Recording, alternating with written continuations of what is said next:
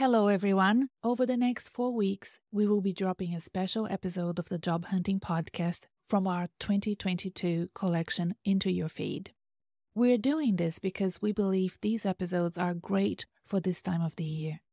Sometimes, even as we are recording and editing them, we earmark them for the festive season. Secondly, we believe in repetition. I have often listened to podcast episodes 2 or 3 times to let the message sink in. If you have already listened to these episodes before, my advice is to listen again, and you will uncover a few more gems and great advice from them. And finally, we do this because we as a team need to take a break, but we don't want to leave you hanging. You see, festive seasons can be triggering to job hunters. It can make you feel more stressed and lonely in your job search. I remember this very well because I've been there and I don't want you to feel like I did. So for me, keeping the podcast and my newsletter going out weekly is incredibly important and is part of the support system that I provide for you. Many people ask me, should I keep looking for work during the holidays? Or should I just give up and start again, let's say at the end of January? My answer is always, it depends. If you are looking for work now, my message to you is keep looking. There will be less competition, even though fewer roles are usually advertised around this time. I do think it's still a good thing to keep looking and keep the momentum going and build yourself a job hunting discipline, even if you're doing just one small task per day. To learn how to best organize your schedule to fit job hunting in your daily and weekly routine, you can download my free resource. It's called the Optimized Job Search. You can find it on my website, renatabernardi.com. That's RENATABERNARDE.com. There's also a link to it in this episode's show notes. Remember, I am with you. You should carry on, and the newsletters and podcasts are here to provide you with accountability, knowledge, and support. Now, let's listen to this episode.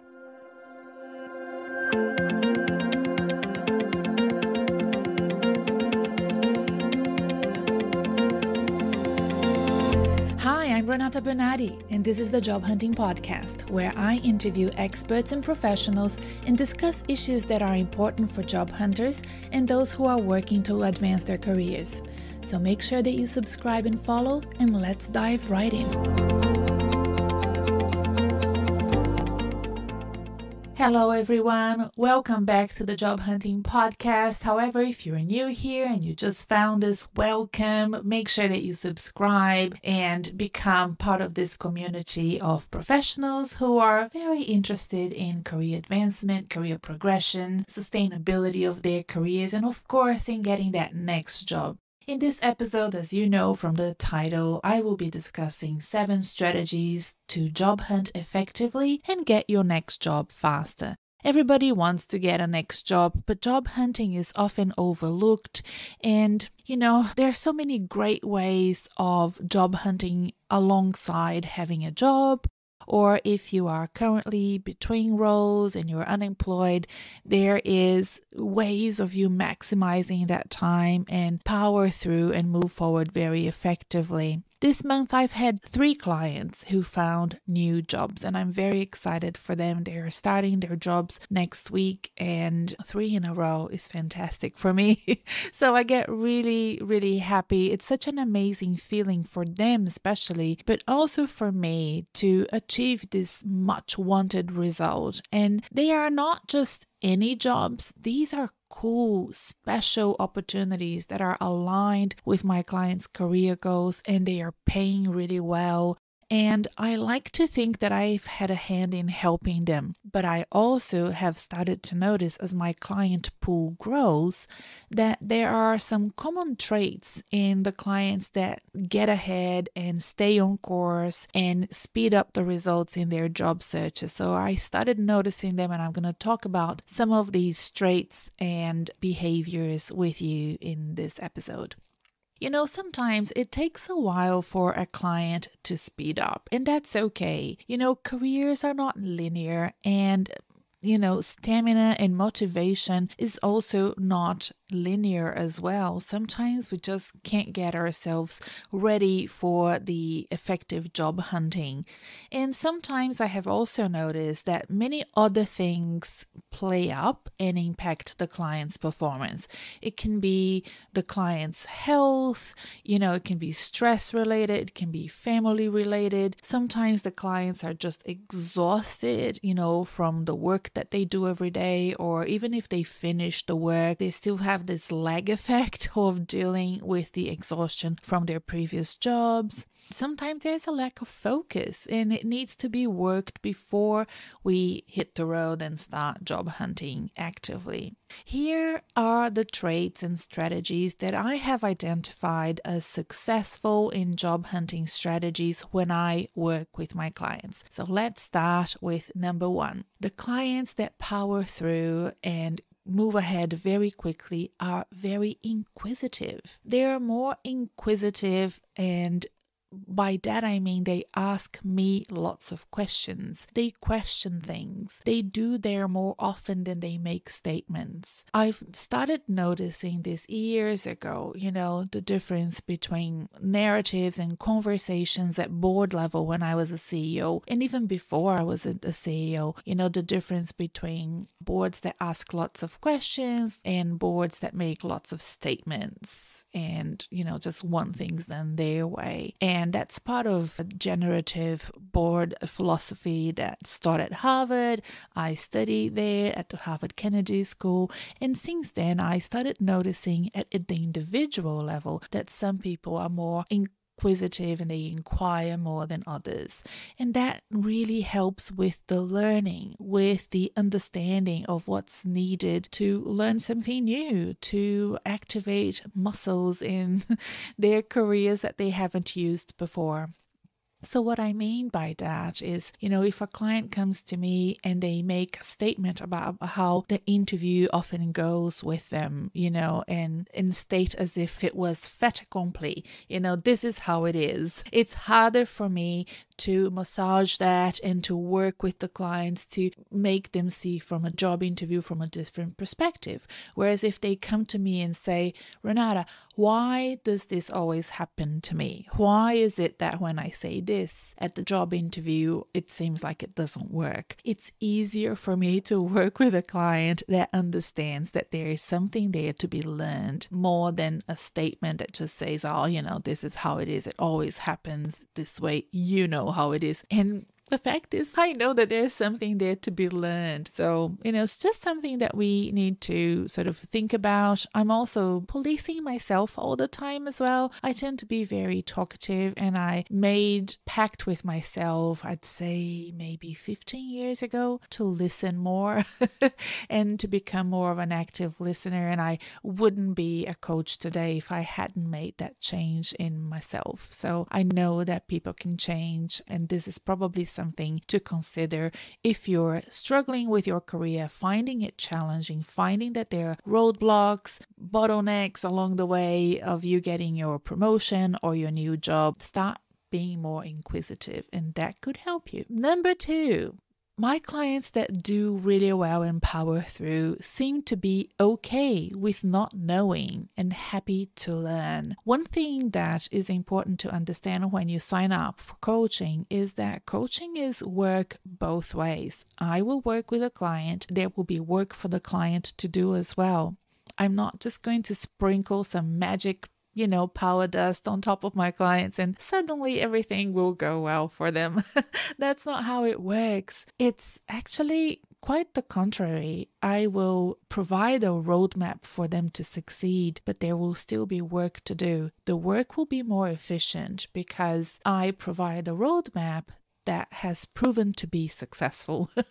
And, if we agree that we will follow it to the best of our abilities, there is an expectation there that we will reach our goals, right? So knowing that is very important. Understanding how coaching works is very important. And the best way to think about coaching, in my view, is to see how coaches help athletes. If you think about, I often use the example of tennis because tennis is a solo sport. It's not a team sport, but you have competition. It's very elegant in the way that you observe the competition and you respect it, and there's a coach there in the box watching you play. And when the game is over, the coach is going to come and talk to you about your game, about your competitor's game, about the future stage of that competition, and what else you need to do to win that competition. And that's pretty much how we work. I'm going to be there, sitting there, observing, making strategic notes, letting you know how the game is played if you haven't played it before, or if it's been too long since you've played it. And you're going to be out there in the arena. You're the man or the woman or the person in the arena, as Theodore Roosevelt said. I'm happy to put that speech down there in the show notes for you to read, because it's amazing, and you're going to do the hard work. So knowing that my client understands that, is happy to learn, and is okay with not knowing things, and understanding the partnership of a coach and a player is really important. Number 3, I have found that the best clients, the dream clients for me, are very disciplined, and I love it. I have to admit, when a client is disciplined and understands, the homework that needs to be done, I often send follow-up emails after our sessions. And if I'm doing group sessions, there is a very clear roadmap and an understanding of what needs to be done for the next session. It's really, really easy to understand. And doing that work really helps move us through step by step what needs to be done to reach the goal that you want, which is probably a brand new job or a promotion. So it's important to understand that motivation alone and also expertise alone won't get you the job. I have clients that are absolute superstars. They are, most of my clients, I can't think of a client who isn't, to be honest. I'm so in awe of the caliber and the quality of the professionalism of all of my clients.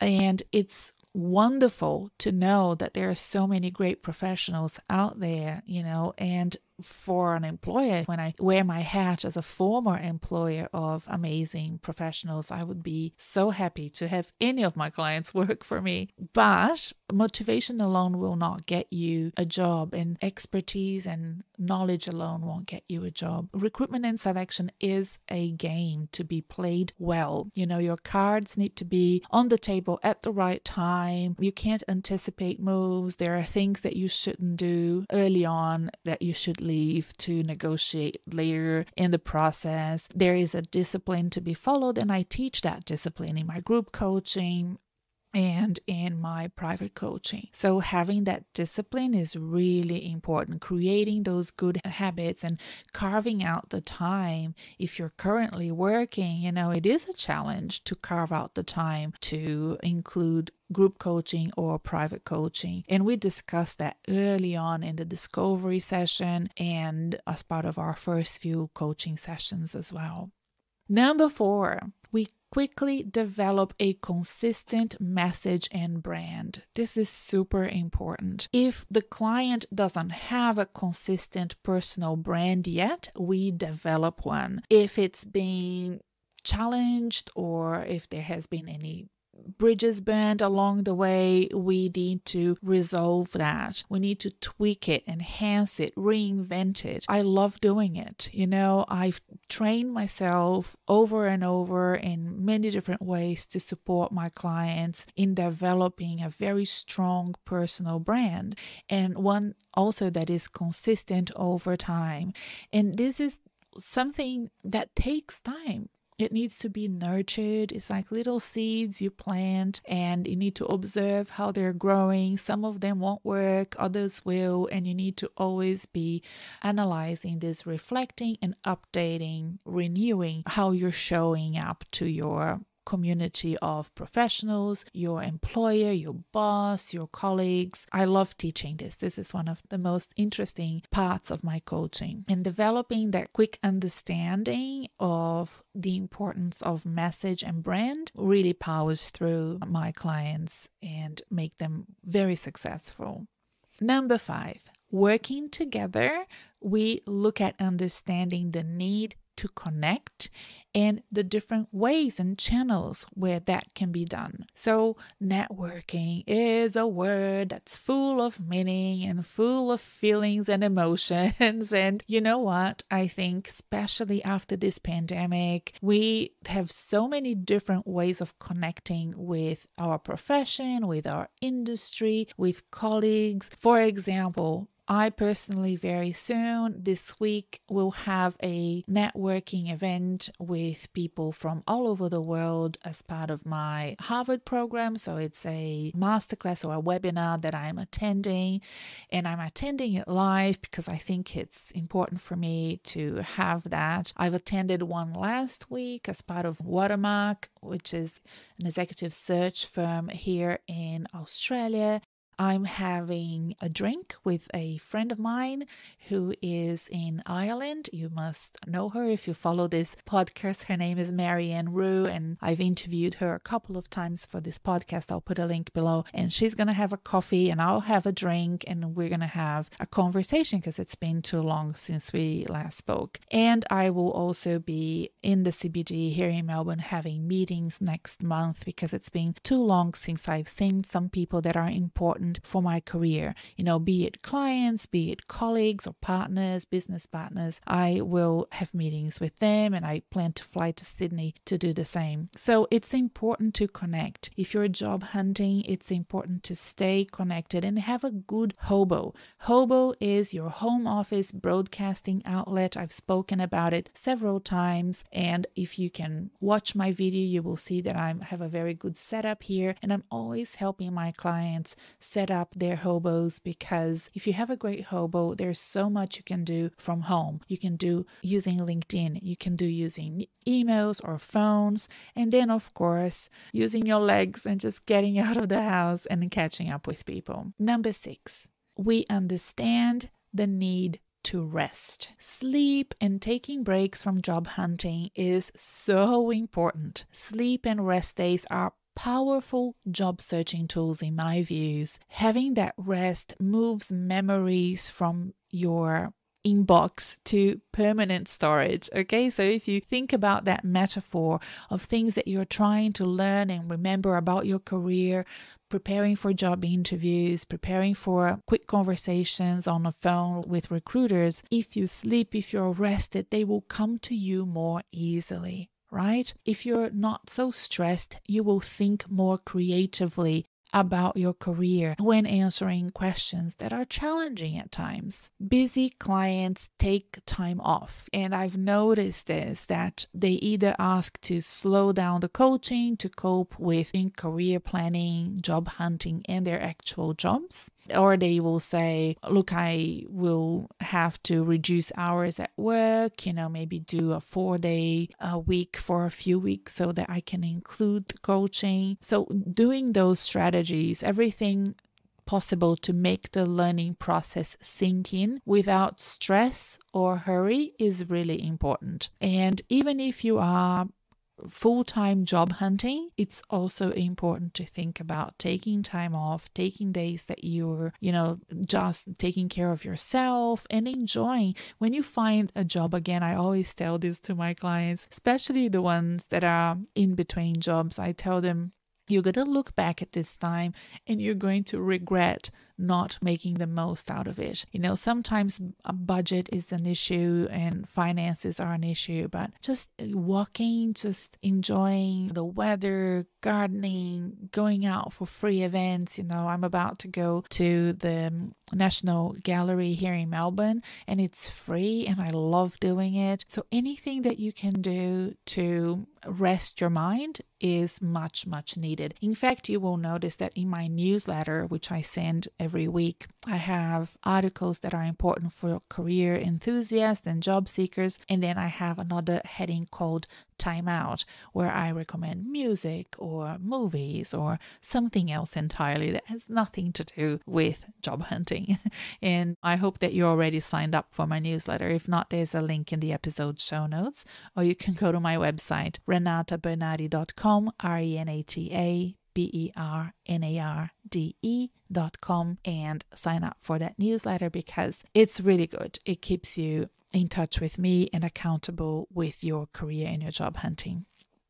Finally, I recommend that as number 7, that you get the help you need. There is no need to reinvent the wheel. There are techniques and strategies that propel you forward ahead of your competition. Teach them. Usually, job seekers, they spend weeks or months learning how to job hunt. Learning by doing, which is not the greatest when you want to swap jobs quickly, leverage from the good job market that we have at the moment, or you don't like where you work. If you want that effectiveness, that really efficient way of job hunting, working with somebody like me can really help you. You are great at your job. There's no question about that. That doesn't mean that you're great at job hunting. If you work with somebody like me or find a professional that you trust, that can really springboard your job search, allow you to move forward without wasting time, and time is money. If you are listening to this episode when it's released in September 2022, know that I am about to reopen registrations for my group coaching program called Job Hunting Made Simple. For 7 weeks, you will work with me to get you ready for job applications, for job interviews, and ultimately to get your next job. You will also have your own crisp and clear career plan. You will know how to approach recruiters, how to pitch, how to network and job hunt effectively using all the tools available to you. Many of them are actually freely available, these tools. You just don't have access to them or haven't heard about them yet. I will help you learn how to take advantage of things like LinkedIn, like the tools that I'm mentioning. And I will also give you a whole range of resources, templates and tools and, things that you will have access for your life. It's a lifetime access to my resources, and that will all be yours.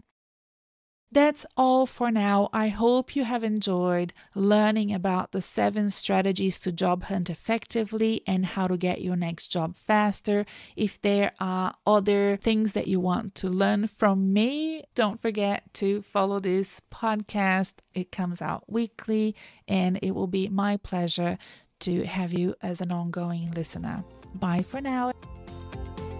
We have loved making this episode for you, and I hope that you enjoyed listening to it. Thank you for your support this year, especially if you are a newsletter subscriber and a regular listener to this podcast. If you have not yet subscribed to my newsletter for the job hunters and career enthusiasts, please go to my website, renatabernardi.com, or follow the link available in the episode show notes. And if you need extra support during the festive season, you can find on my website an online course called Reset Your Career, and also a talent assessment called Find My Talents. They are always available and ready for you when you're ready for them. Ciao for now, and I'll see you next time.